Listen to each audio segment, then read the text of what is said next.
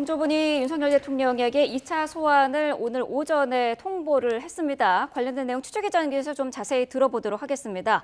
자, 양동훈 기자 자세한 내용 전해주시죠. 네, 비상겸 공조수사본부는 오늘 오전 내란 우두머리 혐의를 받는 윤석열 대통령이 직접 출석해 조사를 받으라는 내용이 담긴 출석 요구서를 2차로 통보했습니다. 지금까지 공조본은 조지호 경찰청장 등 경찰 수뇌부 신병을 확보해 조사를 이어왔고요.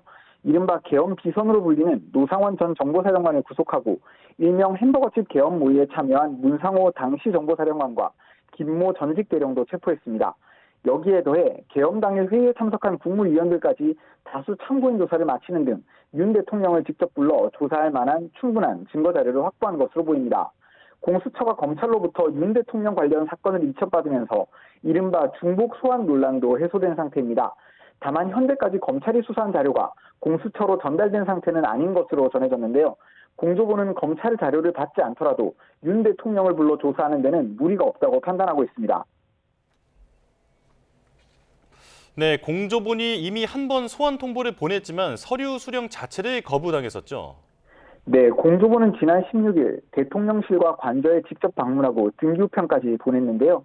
대통령 비서실 등이 요구서 수령을 거부하면서 전달에 실패했습니다. 윤 대통령은 이뿐만 아니라 헌법재판소가 보낸 탄핵 심판 관련 서류 제출 요구에도 응답하지 않고 있습니다.